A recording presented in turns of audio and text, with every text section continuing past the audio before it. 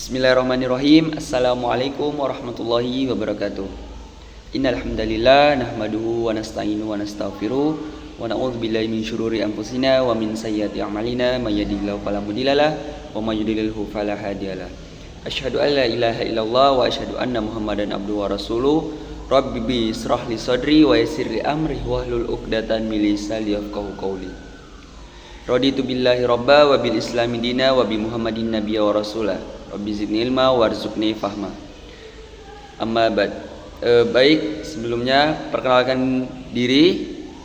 Perkenalkan, nama saya Muhammad Yusuf Mustafa dengan NPM 2404010023. Tujuan saya membuat video tersebut, video ini dalam rangka memenuhi kewajiban pembelajaran fikih muamalah yang diampu oleh Ibu Istaniyah Widayati MPD.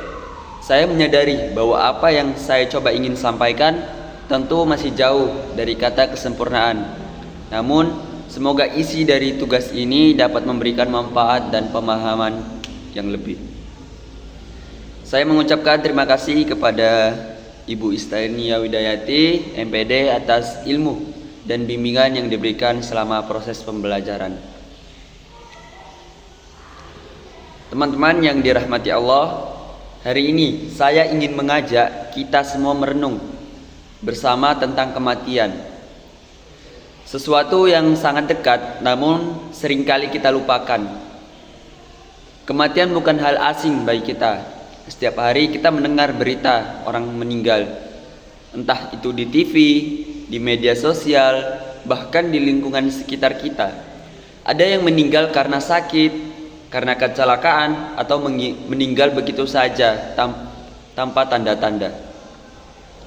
Tetapi meskipun sering kita dengar dan lihat, kita sering lalai. Kita hidup seolah-olah tidak akan mati. Kita sibuk mengejar dunia, sibuk mengejar harta, mengejar jabatan, tapi lupa bahwa suatu saat semuanya akan ditinggalkan.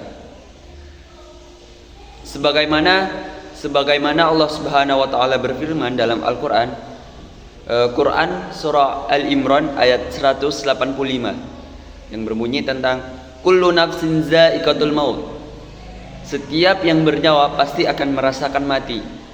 Nah, ini adalah kepastian, tidak ada manusia yang bisa menolak atau menghindar dari kematian. Tidak peduli dia orang biasa atau raja, miskin atau kaya, tua atau muda, sehat atau sakit, semuanya pasti akan merasakan mati. Seperti yang di dalam Quran surah Al-Imran, yaitu kullu nafsin za'iqatul maut. Yang membedakan kita hanyalah bagaimana kita mati dan dalam keadaan seperti apa kita mati. Apakah kita mati dalam keadaan beriman ataukah dalam keadaan lalai dari Allah? Teman-teman yang dirahmati Allah, kematian bukanlah akhir dari segalanya. Justru kematian adalah awal dari kehidupan yang sebenarnya, yaitu kehidupan akhirat. Dunia ini hanya tempat singgah, tempat ujian, sedangkan akhirat adalah tempat tinggal kita yang kekal. Di sanalah kita akan mendapatkan balasan dari segala perbuatan kita di dunia.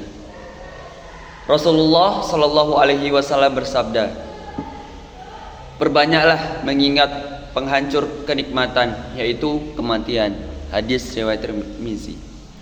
Mengapa Nabi menyuruh kita sering mengingat mati? Karena dengan mengingat mati, hati menjadi lembut. Orang yang sering mengingat mati tidak akan sombong. Ia akan sadar bahwa semua yang dimiliki hanyalah titipan dari Allah Subhanahu wa taala. Seperti apa? Rumah sewa, kendaraan, jabatan tinggi. Nah, semua itu akan ditinggalkan pada saat kita meninggal nanti. Saat kita meninggal, kita hanya membawa 3 hal. Apa itu? Amal soleh. Yang kedua, ilmu yang bermanfaat. Dan yang ketiga adalah anak yang soleh yang mendoakan orang tuanya. Hadis riwayat Muslim. Harta kita tidak ikut, jabatan kita tidak ikut, bahkan keluarga kita pun hanya bisa mengantar sampai liang kubur. Setelah itu kita akan sendiri di alam kubur. Teman-teman yang dirahmati Allah, Karena itulah kita perlu mempersiapkan diri. Jangan tunggu tua baru mau berubah. Jangan tunggu pensiun untuk beribadah. Kematian tidak menunggu umur. Banyak orang yang meninggal di usia muda, banyak pula yang meninggal dalam kondisi yang tidak siap. Maka marilah kita bertanya pada diri sendiri, kalau hari ini saya dipanggil oleh Allah, apakah saya siap? Apakah sholat saya sudah benar? Apakah dosa-dosa selama ini yang saya sudah lakukan, apakah bisa saya tinggalkan? Apakah saya sudah memaafkan orang lain? Dan apakah saya sudah meminta maaf kepada orang yang saya sakiti? Ingatlah bahwa penyesalan di akhir tidak akan berguna. Waktu sudah habis, kesempatan sudah tertutup. Yang bisa menolong kita hanyalah amal kita sendiri. Teman-teman yang dirahmati Allah, marilah kita berbuat baik. Tidak harus menunggu jadi orang hebat atau punya banyak harta. Kita bisa mulai dari hal-hal yang kecil. Hal-hal yang kecil contohnya seperti menjaga sholat 5 waktu, membaca Al-Quran meski 1 ayat, menjaga lisan dari menyakiti orang lain, membantu orang tua, bersedekah meski hanya dengan 1.000 rupiah. Tersenyumlah kepada semua. Nah, seperti perbuatan-perbuatan yang saya ucapkan barusan, jika dilakukan dengan ikhlas, bisa menjadikan penolong kita di akhirat kelak. Dalam Al-Quran, Allah juga menggambarkan penyesalan orang-orang yang tidak bersiap menghadapi kematian. Mereka berkata, "Ya Tuhanku, kembalikanlah aku ke dunia agar aku bisa beramal saleh yang dulu aku tinggalkan." Quran surah Al-Mu'minun ayat 99 sampai 100. Tapi Allah menjawab bahwa itu hanya ucapan saja dan tidak akan mungkin kembali, karena kematian adalah akhir dari ujian. Setelah itu adalah hari perhitungan. Lalu apa yang bisa kita lakukan mulai dari hari ini? Marilah kita segera bertaubat. Jangan menunda taubat. Allah senantiasa mengampuni semua hamba-hambanya, dan Dia mencintai orang-orang yang bertaubat.